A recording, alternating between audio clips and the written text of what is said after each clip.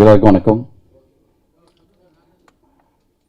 Anjaan 2014 release பண்ணோம். இப்போ மறுபடியும் ரீஎடிட் பண்ணி நாளை மறுநாள் ரிலீஸ் ஆக போகுது.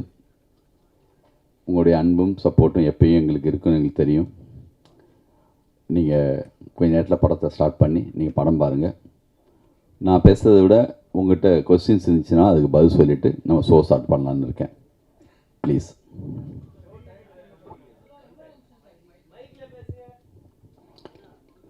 யார் கேள்வி கேட்குறாங்களா? மைக் கொடுங்க அவங்ககிட்ட.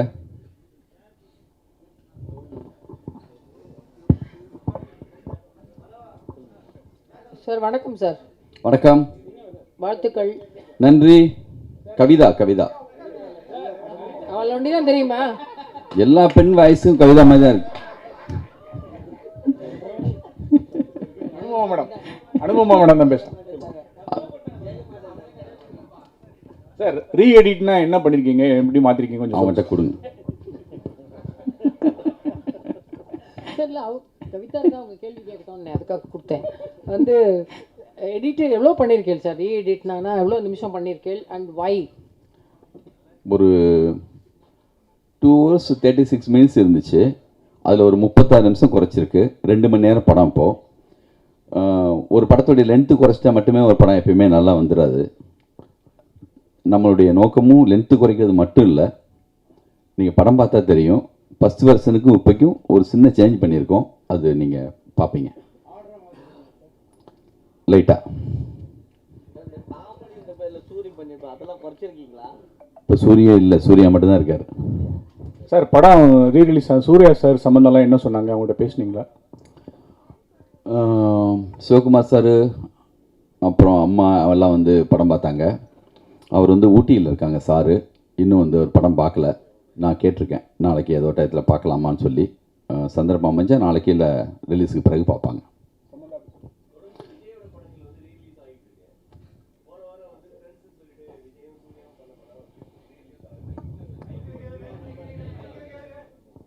அந்த கேள்வியை நானே சொல்லிட்டுமா?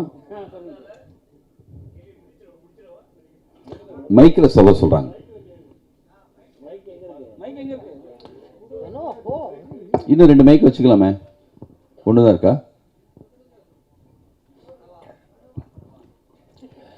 இல்லை, விஜயோட படங்கள் தொடர்ந்து ரீரிலீஸ் ஆகிட்டு இருக்கு.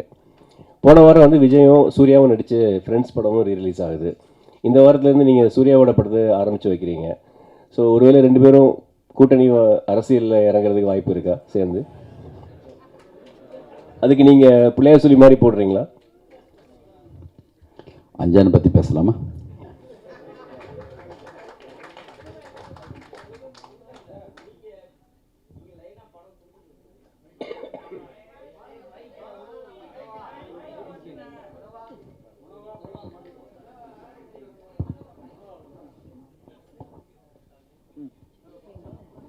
சார், நீங்களே பல படங்கள் கொடுத்துருக்கீங்க, ஹிட்டும் கொடுத்துருக்கீங்க.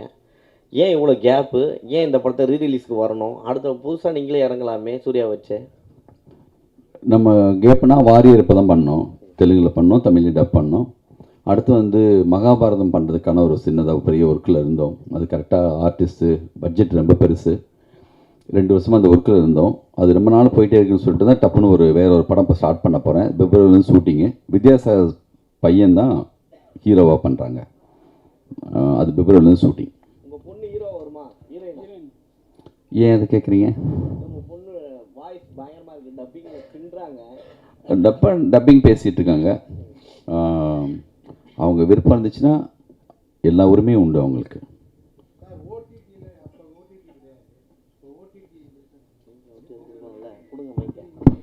இது தேட்ரிக்கல் தான் சார் ஃபஸ்ட்டு. அப்புறம் வந்து நம்ம ஆல்ரெடி ஓடிடி யார் வாங்கினாங்களோ அவங்க விரும்பினா இந்த வருஷனையும் மறுபடியும் போடலாம். Sir good evening sir. வணக்கம். ஆனந்தம், ரன் இந்த மாதிரிலாம் வந்து ஒரு சொசைட்டிக்கு ஏதோ ஒரு யூஸ்ஃபுல்லாக ஒரு ஸ்டோரி வருது சார். சூர்யா சார் இந்த படங்களுக்கு அப்புறமே வந்து வக்கீல் ரோலு, போலீஸ் ரோலு, இப்போ ப்ரெசண்ட்டாக இப்போ வக்கீல் ரோல்லாம் நடிச்சிட்ருக்காரு சார். இது வந்து ஒரு கேங்ஸ்டர் படத்தை இவ்வளோ வருஷம் கழிச்சு ரீரிலீஸ் பண்ணுறீங்களே சார். நீங்கள் வேறு மாதிரி ஒரு ஸ்டோரி எடுத்து பண்ணணும்னு திங்கிங் இருந்துச்சு சார். கேங்ஸ்டர் படத்தை ரிலீஸ் பண்ணுறதுக்கு அவர் என்ன சொன்னார் சார்? சினிமாவில் ஒரு பெப்பியான ஒரு மூடான ஒரு நான் விரும்புகிற மாதிரியான ஒரு ஜாலியான ஒரு ஒரு கேங்ஸ்டர்ஸ் படம். நான் படம் பார்த்துட்டு வந்துட்டு தேட்டரில் உட்காந்து படம் பார்த்தப்போ என்ன மாதிரி ஸ்டைலாக ஃபிலிம் பண்ணணும்னு சொல்லி ஒரு ஆசையில் பண்ணுற மாதிரி எனக்கு வந்து அந்த மாதிரி கதை தோணுதில்லை. தோணுனா எப்போயாவது நம்ம பண்ணுவோம். இது ரீஎடிட் பண்ணுறதுக்கு காரணமே என்னென்னா, உங்களுக்கு தெரியும் 11 வருஷத்துக்கு முன்னாடி இந்த படம் வந்து முதல் முறையாக அதிகமாக ட்ரோல் செய்யப்பட்ட ஒரு படம். முத சிக்கினது நம்ம தான். ஓகேவா? இப்போது உண்மையாக ரசித்த ஒரு சிலர் இருக்காங்களா, எப்போ பார்த்தாலும் இந்த 11 வருஷத்தில் எங்கேயாவது என்ன மீட் பண்ணும்போது, ஏன் சார் இந்த படத்தை இந்த மாதிரி திட்டினாங்க, எனக்கு பிடிக்கும் சார், எனக்கு பிடிக்கும்னே தனித்தனியாக நிறைய பேர் சொல்லியிருக்காங்க. அது மாதிரி சின்ன பையன் இருந்தான்னா, சார் இவன் 5 தடவை பார்த்துருக்கான் சார், என் பையன் உங்கள் படத்தை ஸ்டிக்கை வாயில் வச்சுட்டு இப்படி எடுப்பான் சார், டேய் சொன்னா கல்றா குத்திக்க போராட்டான்னு சொல்லுவேன் சார். நானே இந்த படம் யோசித்தப்போ, நான் சின்ன வயசாக இருந்தப்போ ஒரு படம் பார்த்தா என்ன மனநிலைக்கு பார்ப்பனோ அந்த மனநிலைக்கு தான் படம் பண்ணது. இது உலகமாக கதை அப்படி புரட்டி போட்ட மாதிரி ஒரு படம் நினச்சிட்டுலாம் பண்ணல, ஒரு படம் அவ்வளோதான். ஆனால் சூர்யா ஃபேன்ஸுக்கு நேற்று அவங்களோட மீட் பண்ணேன். நான் என்னென்னலாம் நினச்சி பண்ணணும் அது எல்லாமே அவங்களுக்கு கனெக்ட் ஆகியிருந்திருக்கு. ஒரு ஹீரோவாக அவர் எப்படிலாம் வரணும்னு ஆசைப்பட்டாங்களோ அது இருந்திருக்கு. ரியலாக எனக்கு பிடிச்சது சார் சொன்னாங்க அவங்க, அந்த குட்டி பசங்க 11 வருஷம் கழிச்சு அவங்க உண்மையாக ரியலாக ரசித்த சூர்யா ஃபேன்ஸு இவங்களுக்கெல்லாம் தான் இந்த படம். எங்கள் திருப்திக்காகவும் அந்த காலகட்டத்தில் திருப்பதி பிரதர்ஸில் போஸ் மாதிரி ஒரு ப்ரொடியூசர் இல்லைன்னா இவ்வளோ பெரிய பட்ஜெட்டாக அப்போ படம் பண்ணியிருக்க முடியாது. மிகப்பெரிய பட்ஜெட் அப்போ சூர்யா சாருக்கு. பாம்பேயில் மட்டுமே 120 நாள் ஷூட்டிங், கோவா பாம்பேலாம் சேர்த்து. அப்படி ஒத்துக்கிட்டு கண்டினியூவாக அப்போ திருப்பதி பிரதர்ஸ் உங்களுக்கு தெரியும், சின்ன படம் பெரிய படம்னு சொல்லி கோலி சோடா, மஞ்சப்பை, வழக்கியன், சதுரங்க வேட்டை, கும்கி, கண்டினியூவாக. அதே காலகட்டத்தில் வந்து ரஜினி முருகன், எத்தனை படம், வேட்டை, அப்படி இருந்த ஒரு கம்பெனி ஒரு தொடர் வெற்றி கூட என்னென்னா ஒரு விதமான ஒரு கோபம், ஒரு வெறுப்பு, ஒரு பொறாமை, இது எல்லாத்தையும் கூட ஏற்படுத்தும். அதையும் தாண்டி நம்ம மேலே வந்து பேரன்போடு இருக்கிற ஒரு சிலர் இருக்காங்க. நம்மளுடைய அன்பு, எனர்ஜி, உழைப்பு இதெல்லாம் வச்சு அதெல்லாம் நம்ம முறியடிக்கிறதுக்கான ஒரு ஒர்க்கு தான் நம்ம பண்ணிகிட்டே போகணும். நான் நம்மளை அப்படி அடித்தவங்க இப்போ தயவுதாட்சியமே இல்லாமல் எல்லாருமேலேயும் அது இருக்குது. உன்னை விட நான் எவ்வளோ பெரிய கெட்ட வார்த்தை பயன்படுத்துகிற ரேஞ்சுக்கு ஆகிட்டாங்க. எனக்கு பயமே இல்லை. இப்போது என்ன தெரியுமா, 11 வருஷத்துக்கு முன்னாடி இதை விட பெரிய கெட்ட வார்த்தை எனக்கு புதுசாக பயன்படுத்த போகிறதில்ல. இப்படி சிலர் வந்து போடுறாங்க, டே நீ மறுபடியும் தோக்குறதுக்கு இன்னொரு தடவை ரிலீஸ் பண்ணுறியான்னு. இது வெற்றி தோல்விக்காகவே நான் யோசிச்சு வரல. இது எங்கள் நாங்கள் விரும்பினோம், நாங்கள் ரொம்ப பிடிச்சி தான் இந்த படத்தை எடுத்தோம். ஒரு படம் நம்ம நினச்ச மாதிரியே 2 மாதிரி மாறலாம், ஆனந்த மாதிரி ஆகலாம், சண்டைக்கோழி மாதிரி ஆகலாம், நம்ம கையில் இல்லை. ஒரு வேலை செய்கிறோம், அது எவ்வளவுக்கு போகுதுங்கிறது ஆடியன்ஸ்கிட்ட வந்த பிறகு தான் தெரியும். நீங்கள்லாம் சொன்ன குறைகள், ஆடியன்ஸுக்கிட்டேருந்து வந்த ஃபீட்பேக் எல்லாம் வச்சு ஒரு எடிட் பண்ணியிருக்கேன். ஒரு டைம் பத்தலை, அந்த நேரத்தில் டேட் போட்டாச்சு ஆகஸ்ட் 15ன்னு யூடிவி ஒரு அக்ரிமெண்ட்டு போட்டு இந்த தேதியில் ரிலீஸ் பண்ணணுன்னு. ஃபஸ்ட் ஹாஃப் செகண்ட் ஹாஃப் சேர்ந்து பார்க்க கூட நேரம் இல்லாமல் இருந்துச்சு. எனக்கு பிடிச்ச மாதிரியான எல்லா நண்பர்களும் இந்த படத்தை போட்டு காட்டினேன். தொடர் வெட்டியில் இருக்கப்ப பிரச்சனை என்னென்னா, இவருக்கு தெரியாததா, இவர் இத்தனை ஹிட்டு கொடுக்குறாரு அப்படி பேசாமல் போயிடுவாங்க. இது ஒரு மாயான உலகம். தோத்தாளுங்க பிரச்சனை ரொம்ப அதிகமாக சஜஷன் கொடுப்பாங்க. சார் நீங்கள் அசிஸ்டன்ட் பழைய ஆட்களை வச்சுக்காங்க சார், மாற்றுங்க சார். இதுவே ஜெயிச்சா அவர் எக்ஸ்பீரியன்ஸான ஆளுங்களாம் வச்சுருக்காங்க சார், அவர் வேறு மாதிரி சார் அப்படிம்பாங்க. கொஞ்சம் கூடுதலாக சொல்லுவாங்க, சார் ட்ரெண்டு மாறி போச்சு சார், நீங்கள் கூட கொஞ்சம் மாறணும் சார்ம்பாங்க. அதனால் இது ஒரு மாதிரியான ஒரு உலகம். நம்ம வெற்றி தோல்விக்காகலாம் இந்த படத்தை வந்து சவால் விடுறதுக்காக இந்த படத்தை மறுபடியும் ரிலீஸ் பண்ணல. இது வரைக்கும் கேட்ட எல்லா முக்கியமான விஷயங்களை வச்சுட்டு நல்ல டைம் இருந்துச்சு. நம்ம நினச்சப்போ எடிட் பண்ணலாம், கீழே எடிட் சூட் இருந்துச்சு. போஸ் சார் ரொம்ப விரும்பினார். நம்ம கம்பெனியில் இருக்கிற கனகு, வெங்கடேஷ், என் அசிஸ்டன்ஸ் பிரபு, அப்புறம் வந்து விஷ்ணு, சக்கரை, எங்கள் மேனேஜர் எல்லாமே அப்பப்போ என்னை கூப்பிடுவாங்க, இந்த மாதிரி ஒன்று எடிட் பண்ணியிருக்கோம் பாருங்கன்னு. இது பெரிய ப்ராசஸ், 2 வருஷமாக நடந்துச்சு. அதுக்கப்புறம் ஆண்டனி வந்து பார்த்தாரு, அவரும் சின்னதாக ஒரு இது பண்ணார். இவங்க ஃபேன்ஸுக்கெல்லாம் போட்டோம். எப்பயும் போல் எல்லோரும் சொன்ன மாதிரி எங்களுக்கு என்ன சார் இப்போ போடுறது, எனக்கு அப்போவே பிடிச்சதான் சார் இருந்துச்சு சொல்லிட்டு அவங்க ஃபேன்ஸ் வந்து பார்த்தாங்க. அவங்களுக்கு இப்பயும் பிடிச்சிருக்குன்னு சொல்கிறாங்க. பார்க்கலாம். இதுக்கப்புறம் உங்கள்கிட்ட நான் இந்த பொறுப்பை படைக்கிறேன். நீங்கள் படம் பாருங்கள், நிச்சயமாக உங்களுக்கு பிடிக்கும்னு நம்புகிறேன். நீங்கள் தான் இன்னும் சரியாக எடுத்துகிட்டு போகணும் இதை. நன்றி சார். எனக்கு அப்பவும் பிடிச்சிருந்தது.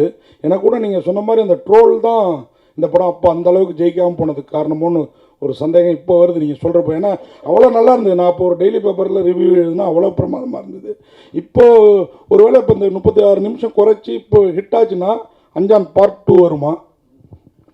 முதல்ல இது வரட்டும். அதுக்கு அதை கேட்குறேன். அதே மாதிரி ஆனந்தம், ரன், சண்டைக்கோழி இந்த படங்கள்லாம் விட்டு அஞ்சான் இப்போ ரீரிலீஸ், அதாவது எடிட் பண்ணி ரிலீஸ் பண்ணுற ரீசன் என்ன சார்? அதான் சொன்னேனே, இவ்வளோ நேரம் சொன்ன காரணம் அதுதான். உண்மையிலேயே எனக்கு பிடிச்ச படம் இது. சார் வணக்கம் சார். வணக்கம். தொடர்ந்து வந்து ரஜினி, கமல், விஜய், அஜித், சூர்யா போன்ற படங்களை வந்து சின்ன படங்கள் வீக்லி 10 படம் வருது. அந்த சூழலில் வந்து நீங்கள் தொடர்ந்து ரிலீஸ் பண்ணுறாங்க, நீங்களும் அந்த வரிசையில் பண்ணுறீங்க. இது வந்து சின்ன படங்கள் வந்து இந்த படங்களை ரிலீஸ் பண்ணுறதுனால பாதிக்கப்படாதா? இப்போ என்ன சின்ன படம் வருதுங்க?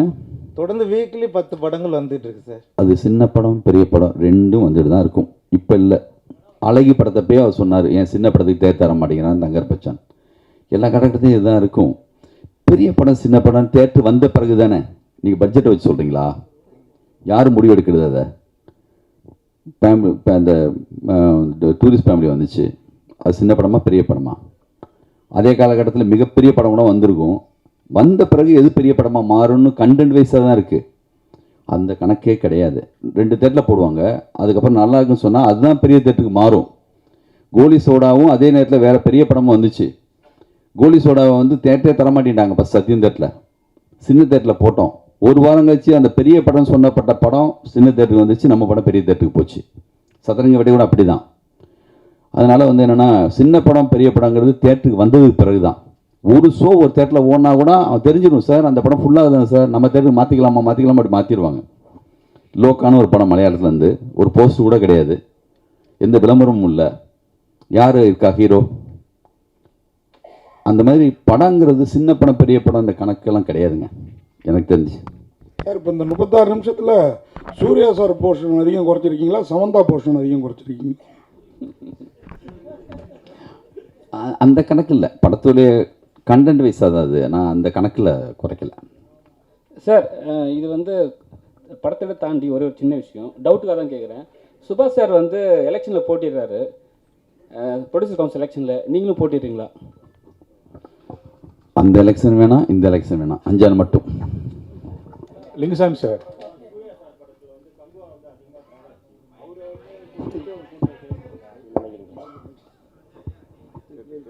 அஞ்சானுக்கு பிறகு வந்து கங்குவா தான் அதிகமாக ட்ரால் ஆச்சு சார். அதனால சூர்யா சாரை வந்து டார்கெட் பண்ணி ஒரு குரூப் இருக்கு. அப்படி எனக்கு பர்டிகுலராக சொல்ல தெரியல. ஒரு மிக சரியான படம் வந்தால் நான் பர்சனலாக சொல்கிறேன், நான் இந்த படம் இல்லாமல் டார்கெட் பண்ணி ட்ரோல் பண்ண படமாக அந்த நேரத்தில் ரன்னு வந்துருந்துச்சுன்னா, சண்டைக்கோழி வந்துருந்துச்சுன்னா, இவங்க என்ன பண்ணாலும் படத்தை நிறுத்தியிருக்க முடியுமா? ஜனங்க பார்த்துட்டே தான் இருந்திருப்பாங்க. நம்மளும் சின்னதாக மிஸ்டேக் பண்ணியிருக்கோம், நான் அதை 100% ஒத்துக்கிறேன். அவ்வளோ 100% மிக சரியான படத்தை நான் பண்ணிவிட்டு அதை வந்து எல்லாருமே திட்டாங்க, அப்படி பழி போட நான் விரும்பலை. நம்ம செயலையும் மிஸ்டேக் இருக்குது. அந்த மிஸ்டேக்கை அவங்க கண்டுபிடிச்சி இந்த பாருங்கள் அது சொல்லி பர்சனலாக எடுத்துகிட்டு போய் அவங்களுக்கு ஒரு சந்தோஷம் வேணும்ல. ஒரு ஆள் தொடர்ந்து ஜெயிக்கும்போது அவங்களால என்ன பண்ண முடியும், பாவம். அதனால் வந்து நானும் தப்பு பண்ணியிருக்கேன், அந்த தப்பை பல மடங்காக அவங்களும் ஆக்கிட்டாங்க. இப்போ அப்போது நம்மளை மட்டும் நினச்சோம், பேசாமல் ஒதுங்கி எல்லாமே வந்து யாரும் எதுவும் பண்ண முடியாது. எனக்கு சப்போர்ட்டாக வந்து வெங்கட் பிரபு கூட திட்டு வந்துச்சு. அப்போது இந்த மாதிரி காலகட்டத்தில் எனக்கு பிடிச்ச மிக முக்கியமான டைரக்டரை அப்படி அடிக்கும்போது கூட நானும் உள்ளே போய் எந்த சப்போர்ட் பண்ண முடியாது. ஏன்னா முகம் தெரியாதவங்களோட எப்படி சண்டை போடுறது. இப்போது மணிரத்ன படம், சங்கர் சார் படம் எவ்வளோ பெரிய வேலை செஞ்சுருந்தாலுமே இதை சிக்காதவங்களே இல்லை. எல்லாருடைய மரியாதையையும் ஒன்றும் இல்லாமல் ஆக்கணும், இன்னும் இன்னும் இன்னும் பெரிய வார்த்தைகளை பயன்படுத்தணும் அப்படின்னு நினைக்கிறாங்க. இந்த நெகட்டிவிட்டி வந்து தயவு செஞ்சு, சினிமா இருந்தால் தான் நம்ம எல்லோரும் இருக்க முடியும். ஒரு எஸ்பிலிம்ஸ் சங்கர் சார் இருக்கும்போது அவ்வளோ நியூ டேரக்டர்ஸ் இன்ட்ரடியூஸ் பண்ணார். திருப்பதி பேஸ் இருந்தால் தான் ஒரு கோலி சோடா வழக்கேன் மாதிரி படங்கள் வரும். மெட்ராஸ் டாக்ஸ் இருந்தால் அவர் கொஞ்சம் படங்கள் பண்ணுவார். நல்ல சரியான மனநிலையில் இருக்கிற, சரியாக சினிமாவை நேசிக்கிற அவங்க இங்கே இருக்கணும் கண்டிப்பாக. எல்லா படமும் நல்ல படம்னு உலகம் மொத்தம் எந்த டேரக்டருமே எடுத்ததில்லை. நம்ம ஒரு ட்ரை பண்ணுறோம், ஒரு முயற்சி எடுக்கிறோம். நல்ல படம் எடுக்கக்கூடாதுன்னு நினச்சி யாரும் எடுப்போமா? இந்த வேலையை மட்டும் ஸ்கிரிப்டு சொல்லாமல் காசுக்காகவோ பணத்துக்காகவோ ஒரு நிமிஷம் கூட, ஒரு ஷாட் கூட யாராலையும் எடுக்கவே முடியாதுங்க. நாங்களே ஏமாந்துடுறோங்க. உங்களை ஏமாத்துறதுக்காக நாங்கள் படம் எடுக்கிறது இல்லை. ஒரு டயத்துக்கு பிறகு எனக்கே படம் போட்டு பார்க்கும்போது தெரியும். அதனால் வந்து என்னென்னா, நம்ம கையில் அது இல்லை. அது ஒரு மேஜிக். அது அமைஞ்சு அப்படியெல்லாம் வரணும். அப்படி வர்ற படங்கள் வந்து 100% போயிடுது. இந்த மாதிரி சில படங்கள் வந்து அப்படி ஆகுது. பார்க்கலாம். இந்த வாட்டி ரிலீஸ் பண்ணுறோம்ல, இது ஒரு அனுபவம். இது வெற்றி தோல்வியெல்லாம் தாண்டி அந்த நான் சொன்ன அந்த லிஸ்ட்டில் இருக்கிற அவங்களுக்காக அந்த படம். அதான் சார். சார்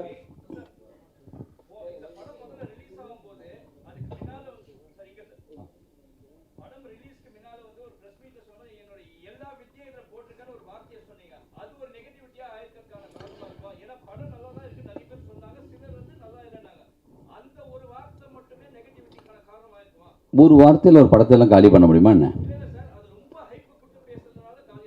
அது வந்து ப்ரெஸ் மீட்டு கிடையாது. சன் டிவியில் நான் கொடுத்த இன்டர்வியூ. அது இந்த படத்துக்காகவே கொடுக்கல. இந்த படம் தொடங்கிறதுக்கு முன்னாடி எந்த கதைன்னே முடிவாகலை. அப்போது ஒரு பேட்டியில் சொன்ன ஒரு வார்த்தை, அதை எடுத்து பயன்படுத்திக்கிட்டாங்க. அதை எடுத்து அவங்க வந்து யூஸ் பண்ணாங்க, அவ்வளோதான். மற்றபடி வந்து ஒரு விட்டேத்தியாக ஊர்லேருந்து வெட்ட வெளிச்சமாக யாருமே தெரியாத வந்த ஒரு ஆளுக்கு கான்ஃபிடண்ட்டாக ஒரு வார்த்தை சொல்கிறதுல என்ன தப்பு? உங்கள் பாயிண்ட் ஆஃப் வியூ ஓவர் கான்ஃபிடண்ட்டாக இருக்கலாம். எனக்கு கான்ஃபிடென்ட்டுங்க. நான் சொல்லுவேன், பேசுவேன். சாதாரணமாக சின்னதாக ஒரு பத்திரிக்கையாளனாக இருந்து வந்து இவனுக்கு என்ன முன்னாடியே வந்து ரெட் கார்பெட் ஒடிச்சு வா சினிமாவுக்கு யாரை கூப்பிட்றாங்களா? இப்படி ஒன்றுமே இல்லாமல் வந்து செய்கிற எல்லாருக்குமே டி ராஜேந்தர் பேசும்போது உங்களுக்கு ஓவர் கான்ஃபிடன்ட் மாதிரி தெரியும். இங்கே எல்லா டைரக்டருக்குமே அப்படி ஒரு அது இல்லாத யாருமே வந்து கிரியேட்டராகவும் டைரக்டராகவும் இருக்கவே முடியாது. ஏன்னா எத்தனை பேர் வர்றாங்க, எவ்வளோ பேர் ஜெயிக்கிறாங்க இங்கே? ஏன் அதுக்கு முன்னாடி ரன்னு ஆனந்தெல்லாம் பண்ணலையா? சண்டைக்கோழி பண்ணலையா? சண்டைக்கோழின்னு சாதாரண ஒரு ஹீரோ வச்சு அவ்வளோ பெரிய கிட்டு கொடுக்கலையா? அது இல்லை. நம்ம பேசுகிற அந்த சொல் வந்து அந்த நேரத்துக்கு வந்து அப்படி வந்து வேறையா பயன்படுத்தப்பட்டுச்சு. பண்ணவையான்னு தெரியும், பண்ண சொன்னது யாருன்னு தெரியும்.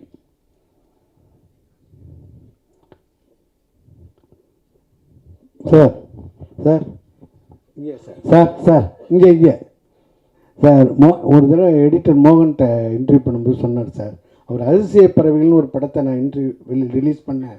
அது வந்து சரியாக போகலை. உடனே இன்டர்வலுக்கு அப்புறம் உள்ளது முன்னாடி போட்டு இன்டர்வலுக்கு அப்புறம் பின்னாடி போட்டேன், ஆர்டரை மாற்றினேன். அதனால் அது சக்ஸஸாக போய் கலெக்ஷனில் ரொம்ப சூப்பராக போச்சுன்னு சொல்லியிருந்தேன். அதே மாதிரி அந்த ஜிம்கான வேலையை இதில் பண்ணியிருக்கலாம் சார். நீங்கள் பாருங்கள், ரைட். இவரை நான் மறக்கவே முடியாது என் லைஃப்பில். இவரை மறக்கவே மாட்டேன் என் லைஃப்பில். என்னுடைய முதல் விமர்சனம் ஆனந்தத்துக்கு இவர் கண்ணீர். இவர் தாரதாரையாக இவர்கிட்ட வந்து பொங்கி அழுத கண்ணீரை வந்து நான் வந்து நம்ம நடிகர் சங்கத்தில் இருக்கிற தியேட்டரில் நானும் இந்த படம் என்ன செய்ய போகுதுங்கிற ஆர்வத்தோட அந்த படத்தை அப்போல்லாம் வெற்றி தோல்வியை பற்றி நான் கவலையே பட்டது இல்லை. ஒரு படம் பண்ணுறோம், என்னோட உணர்வுகளை சொல்கிறோம், அந்த மூடோடு தான் நான் அந்த படத்தை எடுத்தேன். அந்த படத்துக்காக போய் உள்ளே உட்காந்து பார்த்துட்டு இருக்கும்போது சைடில் திரும்பி பார்க்குறேன், இவர் தேம்பி தேம்பி அழுதுட்டுருக்கார். இல்லை, அந்த படம் பார்த்துட்டு அழாமல் இருந்தாங்கன்னா அவங்க வந்து மனசே இல்லைன்னு அர்த்தம். மிக சரியான படத்தில் வந்து சரியான கண்ணீர் வந்து தான் தீரும். அது எனக்கு பெரிய சிம்டம்ஸ். எனக்கு இவர் அழுது என்னங்க அப்படியா? முழுக்கவும் அப்படி சொல்லிட முடியாது.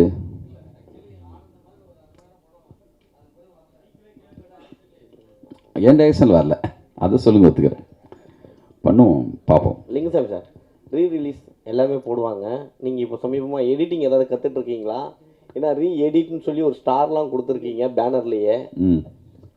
எடிட்டு நான் வந்து நம்ம வந்துங்க நம்மளுக்கு நம்மளே எல்லா வேலையும், நான் என்ன கேமராமேனா, நான் என்ன வந்து லிரிக் ரைட்டரா, நான் என்ன மியூசிக் டைரக்டரா, நான் என்ன எடிட்டரா, எல்லாமே கொஞ்சம் கொஞ்சம் தெரிஞ்சவன் தான் டைரக்டர்.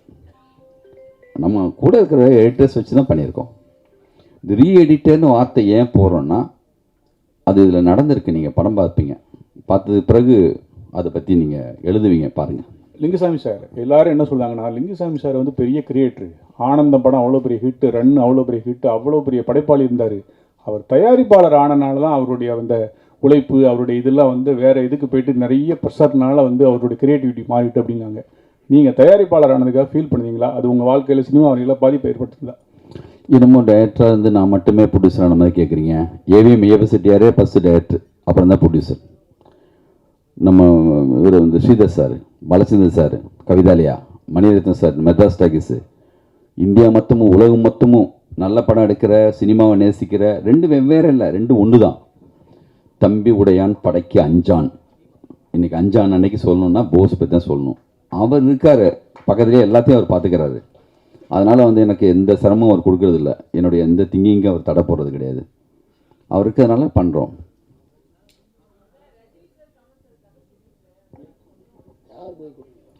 ரஜினி சார், நானா? நான் எங்கே சொன்னேன்? கவிதா, நீ எந்திரிச்சு நல்லா சத்தமாக கேளுங்க. சத்தமாக கேட்கல.